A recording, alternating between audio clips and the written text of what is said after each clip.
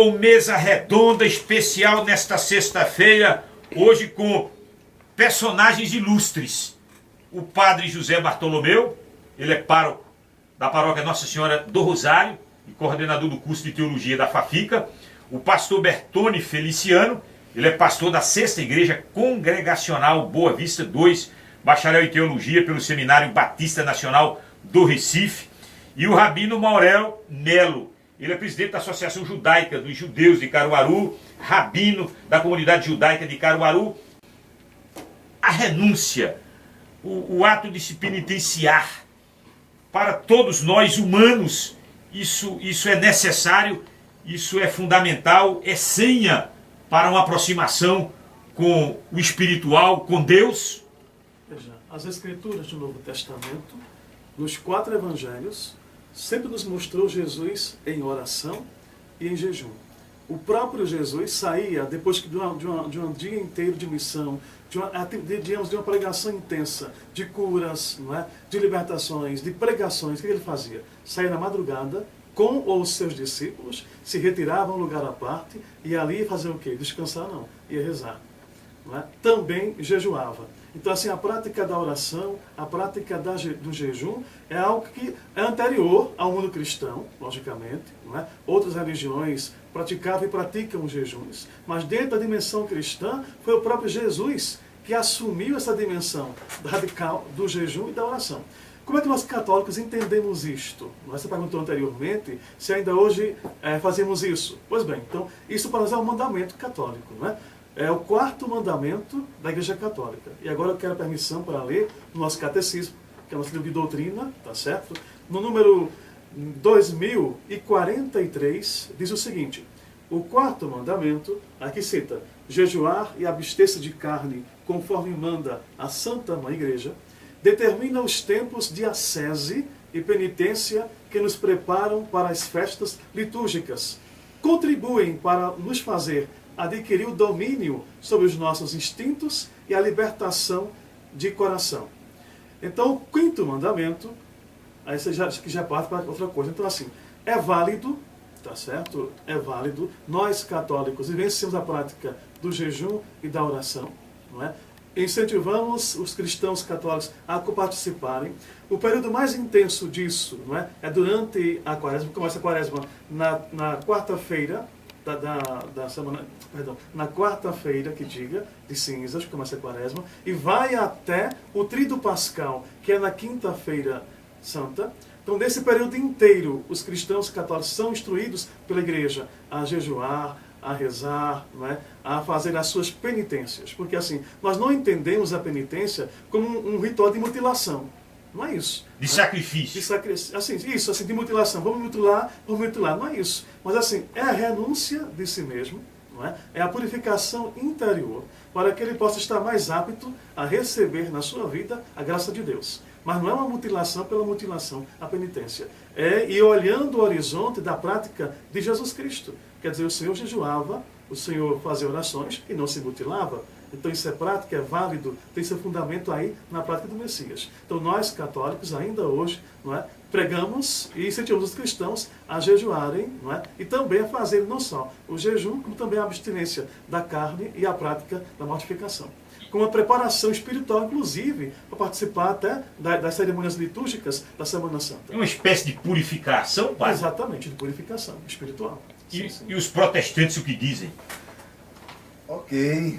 Precisamos retornar um pouco ao século XVI com a Reforma Protestante e pensar que quando surgem os movimentos de reformas, porque é preciso dizer que não houve uma reforma protestante, até essa nomenclatura é questionada pelos historiadores hoje da história do cristianismo, é muito mais interessante dizer, muito mais assertivo dizer que houve várias reformas. Então você tem a reforma luterana, calvinista, você tem a reforma radical dos anabatistas, anglicana bem mais tarde, zwingliana. Então os reformadores, eles observaram a partir desse novo paradigma que era a Escritura, aquilo que deveria ser válido para a prática de culto, fé, adoração e crença. Então tudo, a partir da Reforma Protestante, tem esse novo paradigma, esse novo fundamento que é somente a Escritura, ou que é se valer ou seguir apenas a Escritura Sagrada. A partir daí, algumas doutrinas, práticas e costumes permaneceram, outras não permaneceram. A Igreja Romana continua, né, com a ideia e com a crença de 7 sacramentos, a ideia da penitência. Já a Igreja Protestante, que surgiu ali no século XVI, abraça apenas 2 sacramentos, que é a ceia e o batismo. Então, a compreensão sobre a penitência vai mudar. A penitência, desde o período medieval, em todo o período medieval e posterior, ela sacramentalizou-se, né? Ela passou a ser gerida, administrada pela autoridade eclesiástica, né? Então, temos aqui o padre José Bartolomeu, que vive isso na prática. Então, o padre, o sacerdote, tem a autoridade dessa administração, dessa recomendação penitencial. Quando surge a Reforma Protestante, isso desaparece. E aí eu percebo que surgem 2 problemas, né, conosco, né?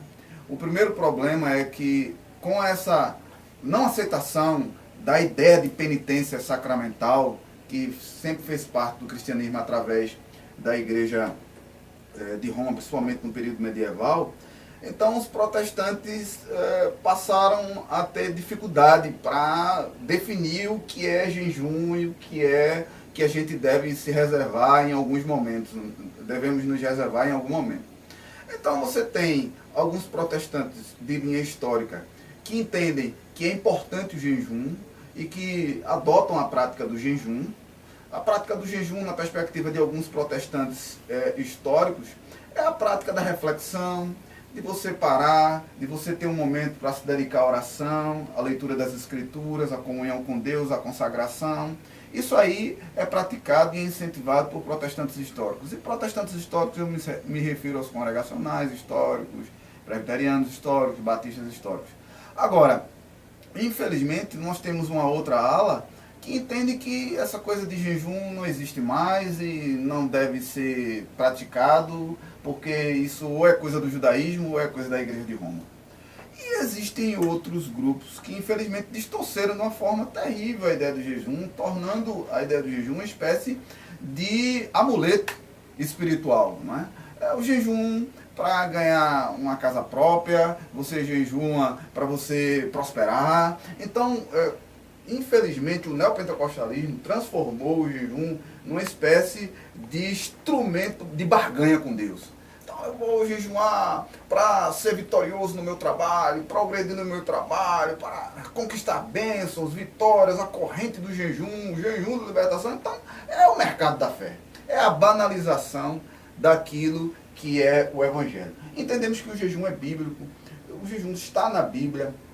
O Novo Testamento, ele trata do jejum, mas a corrente protestante mais adequada de compreensão do jejum é aquele em que você em que você separa um tempo para refletir, para tudo, para estar no seu momento com Deus. Agora, obviamente, nós não temos um calendário onde esse jejum é aplicado. É muito solto, é individual, vai de cada um. Não teria data específica programada. Exatamente. E na perspectiva do judaísmo? Na perspectiva do judaísmo, falando especificamente do jejum, né, é da natureza do jejum promover o desprendimento do indivíduo de, como bem relatou o padre Bartolomeu quando lendo o catecismo, ele citou, se eu não estiver enganado, o momento em que ele diz que, dentre as funções do jejum, uma delas é desprender você dos seus instintos. Né? No judaísmo, essa é justamente a base. Por quê? Porque os nossos sábios nos ensinam que entre nós e os animais há uma grande correspondência. Nós comemos, os animais comem. Nós cansamos, os animais cansam. Não é? Eles buscam prazer, nós buscamos prazer. A diferença básica é que quando o animal sente fome, ele vai buscar oportunidade e vai querer comer. Nós podemos refrear isso conscientemente. A gente olha e fala, bom, esse não é o momento para comer. Não é? Então, esse ponto de partida, esse refreio aí do impulso, do instinto, essa é uma característica própria do animal racional. Não é? Então, quando se pratica o jejum e outras formas de purificação ou elevação, tende a me fazer distanciar-me da minha origem animal e me aproximar-me da minha essência divina. no mundo judaico, é isso que significa judeu, é a todo momento buscar meios de fazer o que é próprio da natureza sem ser governado pelo instinto natural. Porque se assim eu fizesse, que diferença teria eu de qualquer animal bruto, né? Então a diferença entre um homem e um animal é justamente o dominar o instinto, e o jejum ele entra, dentre outras modalidades de prática de autoeducar-se, de autoelevar-se, de se tornar ser humano. Agora, há uma programação para isso? Sim, sim. Tem datas específicas, Tem. como na Igreja Católica? Temos datas específicas, temos... toda a celebração judaica ela tem a ver a rememorar um fato importante do passado. E geralmente esses fatos foram ordenanças divinas, como é o caso do Pessah, né? O Eterno disse, lembra desse dia todo ano, durante as suas gerações. Então nós somos obrigados, por ordem divina, a fazer isso. E assim como o Pessah, nós temos o Shavuot, que é a festa de Pentecostes, temos Sukkot, que o cristão entende como tabernáculos, temos uma série de outras datas, né? E mediante certas datas como essas, é necessário o jejum. Como por exemplo, há uma data nossa chamada Tisha B'Av, o dia 9 de Av, onde nesse dia especificamente, sempre os momentos mais dramáticos do mundo judaico ocorreu nessa data desde o início do judaísmo até o dia de hoje, né? Então nessa data especificamente, a forma de fazer menção dela é o jejum. Então nós jejuamos por 24 horas, ao pôr do sol de um dia até o pôr do sol do outro, né? Esse jejum tende a me provocar durante esse dia um divórcio de toda a ordem natural do meu organismo, para me forçar a fixar-se no outro mundo, na reflexão, na ideia, no que é ideal, no que é significativo, né? Esse é um dos papéis do jejum no judaísmo. Eu queria trazer para o tema nesse momento agora, por que nós vivemos numa sociedade capitalista, e cabe aqui essa observação, e nós temos 204 países. Eu quero crer que o capitalismo seja uma prática, esse sistema seja uma prática nos 204. Não sei como é a vida ali na Coreia do Norte. Confesso que já busquei ler alguma coisa a respeito da Coreia do Norte. E em Cuba ainda há um vestígio ainda muito forte das comunas ali. Mas o consumismo está impregnado de um jeito que não é fácil. O ser humano hoje ele é tentado 24 horas por dia a consumir, a comprar. Isso de forma exacerbada. O que os líderes religiosos, aqui nós temos como igreja protestante, aqui nós temos com igreja católica, temos com representante da igreja judaica, quando o assunto é consumismo, o que pode dar freio ao ser humano, já que esse instinto nosso, nós somos puxados, é como se fosse um imã nos puxando.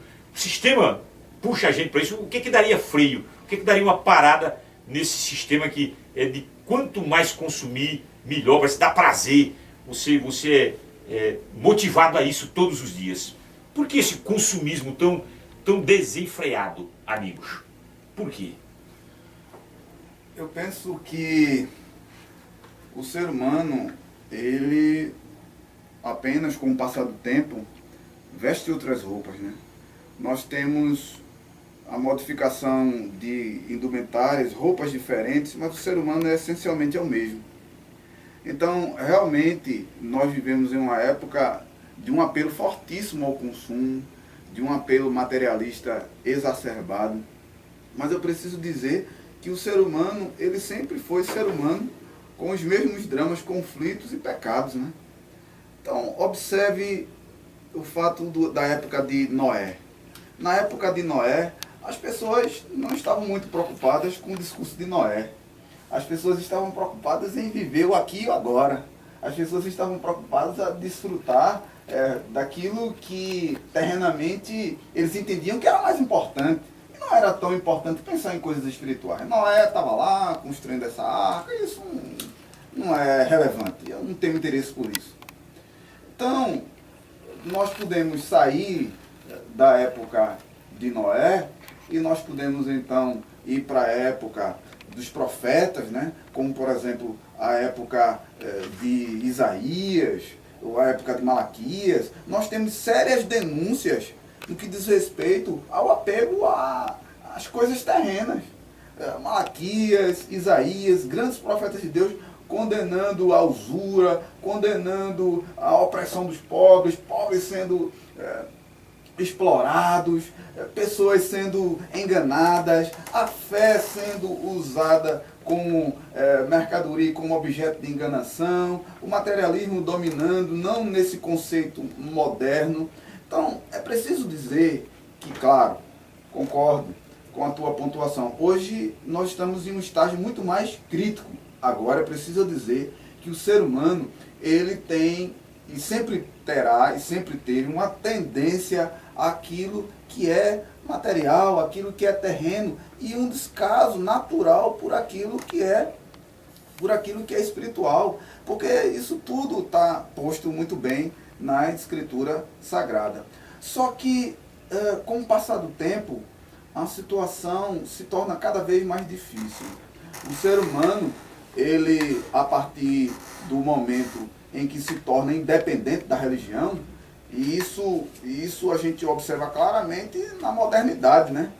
Porque esse processo começa num período medieval, você tem o humanismo, e depois você tem o antropocentrismo, Deus sendo tirado de cena, o homem se tornando a medida de todas as coisas, e aí quando as épocas passam e o homem passa a declarar a religião desnecessária, com o iluminismo o homem passa a discutir e a resolver todos os seus problemas sem a necessidade da religião, e ele então passa a dar os rumos da sua própria vida. E o que é que pode sobrar de uma sociedade, ou o que é que a gente pode observar em uma sociedade que retirou Deus do centro e que se tornou independente de Deus, que a religião se tornou desnecessária, que Deus se tornou secundário? Então é necessário colocar algum outro objeto, algum outro personagem no centro da vida. Para ocupar essa vacância. Exatamente, que começou com esse processo lá do humanismo, né? Se Deus está morto, como dizia Nietzsche lá na modernidade, se a religião é o ópio do povo, como diz Karl Marx, ou como diz, não diz mais nada, está morto, então sobra o quê? Sobra o aqui e agora, sobra o que é material, não tem vida por vir, não tem mais nada além da morte, a vida é aqui e agora, então eu tenho que me apegar às coisas daqui. Então esse é o fundamento, essa é a origem do materialismo dos nossos dias, é a independência de Deus. Deus tornou-se desnecessário. O que é que tem a ver Deus com a minha vida? Eu posso dar a diretriz e o rumo e o destino que eu quiser para a minha vida, sem interferência de nada sobrenatural. Então, quando se descarta o sobrenatural, quando não existe nada além do que é material, o que sobra é o que é material. O padre e o rabino concordam com essa fala do pastor? Sim, sim. Tem toda uma lógica, né, sociopolítica, a fala dele, e também bíblica, porque ele citou no início os profetas sociais, né, Oséias, Miqueias, Isaías, tantos outros que têm essa abordagem. Então, veja bem, eu também penso assim, que com as globalizações, porque não só teve somente uma, né, teve várias globalizações no mundo, pelos períodos, então buscou-se também inserir no mundo um pensamento que é o pensamento não só global, mas técnico-científico. Então, assim, o homem buscou a emancipação do sagrado, a emancipação de Deus. E com isso buscou colocar o coração, não é, num centro da técnica, como que se, por exemplo, a revolução industrial tecnológica resolvesse todo o seu problema. Então eu teclo, não é, numa coisinha lá, então tudo já sai pronto para mim. E ali já me encanto. Só que assim, a gente vive hoje em dia, não é, numa sociedade falseada. Porque a técnica que prometia uma resposta para o homem, tanto no âmbito da saúde como da cura, da educação, da vida por diante, hoje está mais que provado que a ciência é fraca, é frágil. A ciência não dá a resposta que ela pensa que dá. Então, assim, vivemos hoje em dia uma sociedade, não é, muito mais pontuada também pela emoção, pela cultura da emoção e pela cultura realmente da compulsividade. Então, eu preciso comprar, ter alguma coisa, mesmo que eu não precise, mas eu tenho que ter para me satisfazer e dizer que, olha, como eu sou feliz. A gente vê muito hoje em dia isso, por exemplo, nas postagens de Facebook, de Instagram. O pessoal tem uma necessidade muito grande daquilo que adquire, não é? Seja aquilo, seja um bem material ou um outro tipo de bem, como um bem do lazer. Diz, olha, eu estou, por exemplo, eu estou na torre lá de Londres. Estou em Porto de Eu Galinha. vou tirar uma foto para mostrar a minha felicidade para o mundo que eu estou aqui. Então, quer dizer, mas na verdade, às vezes, não é? Aquilo ali é uma maquiagem. Porque a pessoa não está feliz, não está com a vida resolvida, está cheia de problemas, de doença, mas está querendo mostrar aos outros que ela está bem. Não é? E então, assim, isso aí tornou-se uma coisa quase que comum hoje na sociedade. Então, assim, vivemos aqui uma época de crise. Então, a crise do sujeito, a crise do ser humano. E onde ele busca, entre aspas, sanar essa crise, não é? Uma das questões é essa, na compulsividade, na questão da compra do ter e do poder. Então, poder e ter são os elementos muito fortes hoje em dia. A religião não é bem vista aí, por quê? Porque ela freia. Então, a religião ela tenta colocar no camarada, né, um freio, chamá-lo à razão. Diz, olha, mas assim, por que você está precisando de tanta coisa assim? É como aquela velha história que o pastor citava anteriormente, né, e que agora cito, a questão, por exemplo, da teoria da prosperidade. Tanto no âmbito católico quanto evangélico, existe esse pensamento de que eu tenho que pedir a Deus, então obrigá-lo a dar aquilo que eu quero. Hoje em dia não é mais assim, o que eu preciso?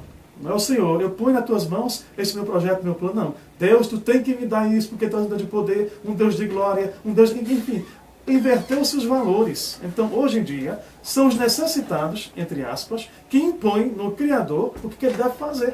Mas o senhor reconhece, assim como reconheceu o pastor, que a igreja ela tem tido esse débito também, esse amuleto que o pastor fez referência. A gente fez isso só na igreja protestante, na igreja católica também. Pois bem, o senhor reconhece. Se eu fizer isso, Deus vai me dar a chave do meu carro, a chave do meu apartamento. Sim, porque veja, a crise do sujeito ela é global. Então ela vai além da instituição, seja ela católica, evangélica, judaica, é a crise do sujeito. Quer dizer, quem padece com essa crise é o próprio ser humano, independentemente de que religião ele faça parte. Então ele vai levar para aquela instituição religiosa aquela construção do pensamento que ele tem. Não é? Então cabe à religião chamá-lo à razão. Diz, meu filho, olha, mas por que está tão... tem em você esse desejo de compra é tão arraigado em você? Será que Jesus Cristo não lhe satisfaz como Senhor? Porque assim, trocou-se o Senhor, essa é a verdade, não é? Está se trocando o Senhor, o senhorio de Jesus Cristo, não é? por outros senhores. Então, quer falar assim, trocaram Jesus por Barrabás. Quer dizer, quem são os Barrabás hoje? É o Barrabás do consumo, não é? O Barrabás das orgias, o Barrabás, não é? De tantas outras coisas, está colocado aí no lugar de Jesus. Se obriga a Deus, entre aspas, né, a dar aquilo que o cara acha que está precisando e sem estar. Rabino. Bom, o que eu tenho mais a acrescentar, né? Há uma concordância, então. Muito grande. E para mim, eu acredito que o cerne desse problema, hoje, essa crise evidenciada pelo padre, não é, todo esse consumismo desenfreado, observado na fala do pastor, ela se dá por causa de um problema de conceituação do que é o homem, né? Do que é um ser humano. Então, hoje com essa nossa linguagem humanista, quando digo nossa, no mundo em geral, entende-se que ser humano é todo aquele que nasce por aqui. Então, nivela-se o conceito de ser humano por baixo. Quando desde a antiguidade, não só na Bíblia, mas todos os pensadores, sejam esses religiosos ou filósofos, pensam no conceito de homem por cima. É um conceito a ser alcançado, não é inerente com o seu nascimento. Você tem que lutar para alcançar isso aí. Por exemplo, vou destacar aqui uma fala que já falei outras vezes, mesmo aqui em outros lugares, que se encontra lá em Eclesiastes, no capítulo 12, versículo 13. Quando o versículo lá diz o seguinte: o rei Salomão, nos ensinando sobre o que é um homem, diz o seguinte, diz assim: Sof davar akol nishma, et hailor ki mirav et mitzvotav shemor ki ze kol hadam. O fim de tudo que foi dito é: teme a Deus e guarde seus mandamentos, porque isso é todo homem, diferente do texto em português que diz que isso é dever de todo homem. Quando o texto em português diz que isso é dever de todo homem, nos dá a entender que tem homens que se dão o trabalho de temer a Deus e guardar seus mandamentos, e tem homens que não. No texto hebreu, não. Temer a Deus e guardar os seus mandamentos é isso que faz o homem. Aquele que não teme a Deus e não guarda os seus mandamentos é o que então? Aí quem nos traz essa interpretação das palavras de Salomão é o apóstolo Pedro e Judas. 2 Pedro 2,12 e Judas 1,10. O sentido das palavras deles, dos dois, é o seguinte: há homens que se assemelham a animais blasfemando do que não entendem, que foram feitos apenas para serem presos e mortos. Então, de acordo com esses personagens bíblicos, o conceito de homem não é inerente ao nascer nesse mundo. É uma construção. E essa construção tem que ser uma educação direcionada, como diria Platão na Antiguidade, a imitar a Deus. Platão disse isso na sua obra A Educação do Homem, segundo Platão de Evilásio Borges, né? Ele vai destacar isso aí, que o fim da educação é habilitar o homem a imitar a Deus. Então, imitar a Deus me provoca a sair da minha esfera animal. E a minha esfera animal, se eu me prender a ela, ela vai me levar como um rio, uma correnteza ao consumismo. Porque é isso que o animal faz. Consome. Eu vi uma reportagem, alguns anos atrás, onde foi o seguinte, uma vaca caiu na marginal do Tietê. Aí chamaram o guindaste lá, coitada, tava no meio da lama. Veio o guindaste, os bombeiros, e amarraram a vaca, foi um trabalho danado. Aí não quis puxar tal, e colocaram a vaca no chão. Na sequência, foi o que a vaca fez? Baixou a cabeça e foi comer grama. Ela não teve a menor consciência de toda a logística que foi preciso para tirá-la dali. Não, ela simplesmente tinha na mente que é necessário consumir. Só consumir, irracionalmente consumir. E a propaganda, ela tende a alimentar esse nosso lado animal, que é inerente em toda pessoa. A diferença é, há pessoas que lutam conscientemente para se distanciar disso, através de um método, através da religião principalmente, através de um direcionamento consciente, através de um alvo maior, né? Para os cristãos, Jesus Cristo, para os judeus, nós que abraçamos o Novo Testamento, o Messias, Rabi Yeshua, Jesus Cristo, né? Sobretudo Deus, para os muçulmanos, Maomé, para os outros religiosos, o seu alvo da religião. De qualquer forma, toda e qualquer forma de religião nos extrai desse ambiente animal, não é? E para mim, particularmente, quanto mais voltado aos valores da Bíblia, mais moral, portanto, menos consumista. Certa vez na sala de aula, estou fazendo história lá na Fafica, né? E o professor de filosofia ele convidou uma moça de fora e ela deu a sua contribuição no meio da aula. E na contribuição dela, não vou reproduzir exatamente as palavras dela, que foram deploráveis, mas ela vai dizer que o seguinte, ela está tendo um gasto muito grande, porque no que ela sai nas baladas e deita com um e com o outro, ela que tem que se prevenir, porque o outro, o parceiro, não vem se prevenir. Isso é gasto para ela, ela reclamou isso na sala. Então eu olhei para ela e disse, minha querida, se você somente tiver vergonha, você vai ver que vai ser muito econômico. E aí ela ficou com vergonha e saiu da sala. Veja, já economizou ali o nosso espaço, né? Então é isso. Distanciar-se do meu lado animal é por si só tornar-se divino. É assemelhar-se com Deus. É parecer-se com Deus. Não é? O animal consome. E nós fazemos o que é necessário para ficar por aqui, para iluminar o mundo. Não é da nossa natureza consumir feito lagarta. Nós não vamos virar borboleta com isso. A lagarta sim, né? A natureza dela é evoluir enquanto consome. A nossa não. Enquanto a gente consome materialmente, somente consome, o nosso fim é virar pó.